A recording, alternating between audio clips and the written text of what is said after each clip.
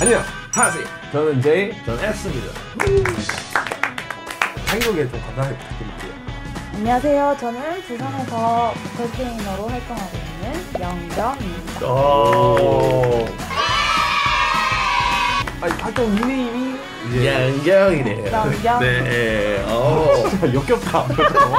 아니 근데 음악 하게 된 계기가 어떻게 되세요 혹시? 클래식 피아노를 하고 성악을 하고 이런 걸 하다가 노래를 돈 주고 배우는 게 있다고 해서 클래식이 아니라 왜 그냥 노래를 돈을 주고 왜 배우지? 하면서 신기해서 가봤다가 빠져들게 됐어요. 그전에는 그 클래식만 있는 줄 알고 막 재즈나 펑키나 이런 장르가 있는지 몰라셨던 모르고 클래식이나 성악만 돈을 주고 배우지 노래는 돈을 주고 배우면 저는 아예 몰랐어요.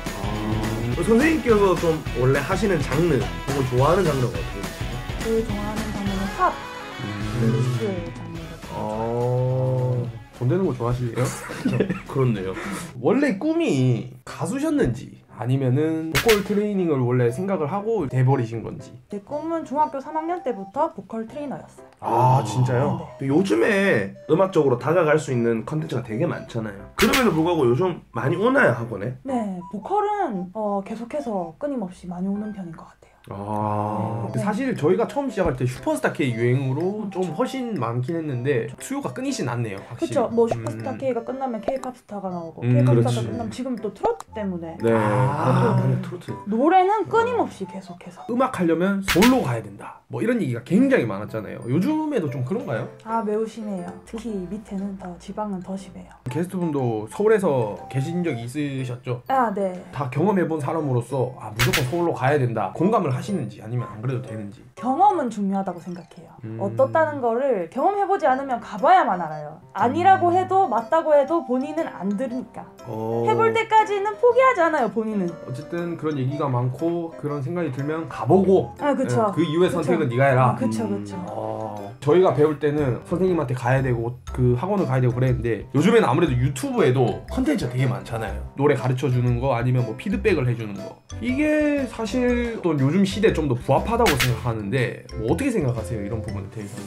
좋다고 생각해요. 배우고 싶은데 쉽게 오지 못하는 사람들도 있고 이렇게 시도는 좋다고 생각해요. 근데 막말로 유튜브 컨텐츠로만 배우고 잘해줄 수도 있잖아요. 근데 그럼에도 보컬 트레이너한테 받아야 되는 이유가 있을까요? 들어주는 사람이 필요하다고 생각해요. 피드백을 해줄 사람이 필요하다. 그쵸. 뭐 잘 배울 수 있겠지만 중요한 건 들어주는 사람이 없다면. 근데 아무래도 근데 대면으로 하는 게 오히려 보컬 같은 경우는 좀 더 레슨하는 유리한 게 있는 것 같아요. 사실 뭐 악기 같은 거는 그냥 뭐 똑같이 따라치고 좀 더 쉬울 수는 있어요. 제가 생각하기에. 그렇죠. 예. 뭐 비하는 건 아니고요. 근데 왜냐면 네. 카피로 시작하는 거니까. 그렇죠. 근데 노래는 뭐 공명점을 찾아라, 뭐 복식을 해라 하면서 난 한 거 같은데 근데 들어주는 사람이 피드백을 해줘야 정확하다. 네, 왜냐면은 안 보이는 거니까. 혹시 자신에게 맞는 보컬 트레이너를 찾는 방법 같은 게 있을까요? 입시생들 같은 경우에는 여러 번 강사님들이 바뀌는 경우가 있어요. 안 맞으면. 예를 들어 모의고사 같은 경우에 몇 번 치르다 보면은 이 학생이 늘지 않는다 싶으면 강사님들이 바뀌어요. 그런 식으로 맞는 강사님을 찾아가는 경우가 있고요. 취미생분들 같은 경우에는 제가 느꼈을 경우에는 티키타카가 잘 맞는 분들을 찾아가는 것 같아요. 내가 늘었냐보다는 티키타카가 잘 맞는 분들. 즐거우려고 오시는 거잖아요. 그래도 배우면서. 스트레스 좀 풀려고. 네, 그래서 근데 취미니까. 너무 입시처럼 빡빡하게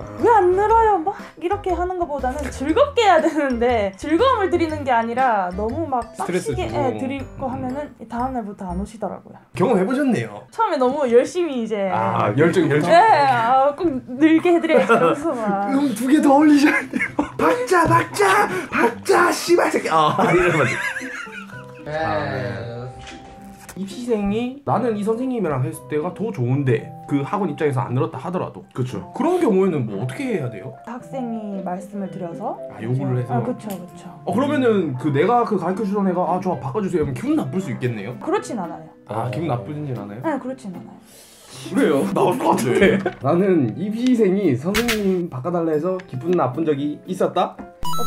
없다.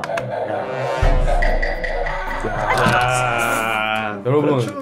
네, 더럽지. 기분 더럽지. 자기 마음에 안 든다고 선생 바꿔달라고 하는데. 그렇죠. 선생 입장에서 쥐가 뭔지 뭐 알아? 이렇게 돼버리니까. 이렇게 돼버리니까. 미술은 그런 게 있대요. 대학 입시를 하기 위해 하는 입시 미술. 이라는 단어가 있는 걸로 아는데 혹시 보컬도 그런 비슷한 게 있나요? 입시 음악이라고 할 수 있겠네요. 음악 선택이라든지 뭔가 스타일이라든지 전략적으로 예를 들어서 뭐 노래 같은 건 어떤 노래를 해야 되는 거예요? 어떤 장르든 다 잘하면 상관없어요. 자기가 제일 잘하는 걸 하면 돼요. 예를 들면 이 학교는 재즈를 좋아한다더라 했지만 한 번도 재즈를 보내본 적은 없어요.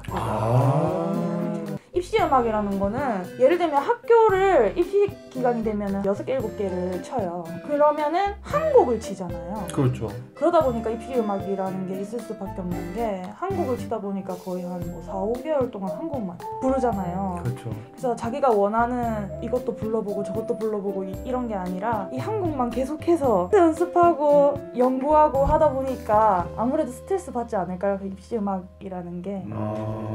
입시 시험 볼 때 노래를 정확하게 아주 기계적으로 잘 부르는 사람 vs 투박하지만 자신만의 색깔이 있는 사람.